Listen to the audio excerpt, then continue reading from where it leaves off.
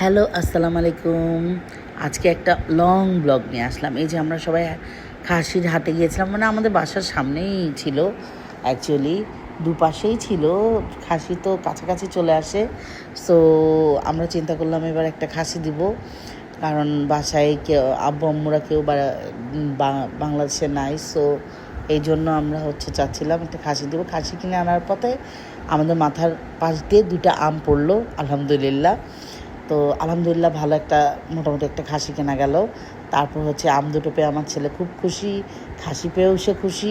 মানে সে চাচ্ছিল যে কাউকে সে পাতা টাতা খাওয়াবে, এইগুলো আর কি। তো ওদের জন্যই আর কি, আমার ছেলে মেয়ের জন্যই আর কি কেনা আর কি। তো যাই হোক, কেনাকাটা হয়ে গেছে আমাদের। আজকে আসলে ব্লগটা শেয়ার করছি ফুল ঈদে কি কি রান্না করলাম সারা রাত ভরে, পরে কুরবানির পরে কি করলাম, মানে এইগুলো আর কি টুকিটাকি জিনিসপত্র নিয়ে আজকে আমাদের ব্লগ। তো এই যে শুরু হয়ে গেল আমার ছেলে মেয়েদের খাসির পাতা খাওয়ানো। তো তারা পাতা শুধু আমাদের খাসিকেই খাওয়ায়নি, আশেপাশে খাইয়েছে। এই যে রাতভর জেগে, রাত্রে থেকে শুরু করেছি রান্না, রাতভর জেগে পায়েস করেছিলাম। এটা গুড়ের পায়েস ছিল। তো এটা গুড়ের পায়েস ছিল। এবার পুডিং, আমি 2টা পুডিং বানিয়েছিলাম। আলহামদুলিল্লাহ প্রথমটা তো ঠিকঠাকই হয়েছিল, কিন্তু সেকেন্ডটা একটু ভেঙে গিয়েছিলো। মানে আমি ট্যাপ করতে ভুলে গিয়েছিলাম, একটু ট্যাপ করা লাগে আর কি।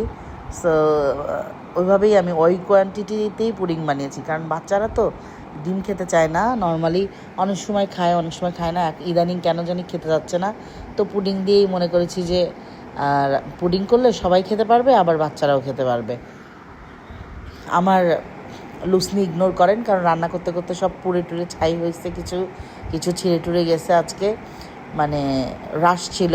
সো আর কি এই তো পুডিং শেষ হলো। এটা আমি নিউ ডেজার্ট বানিয়েছি, এটার নামটা আমি জানি না, আমি এটা নিতু বানিয়েছি। আর এটা আপনার সুজির হালুয়া বানিয়েছিলাম নিউ ডেজার্টের সাথে সাথে। এটাও একটা নিউ, যেটা আমি নর্মালি ঈদে করি না।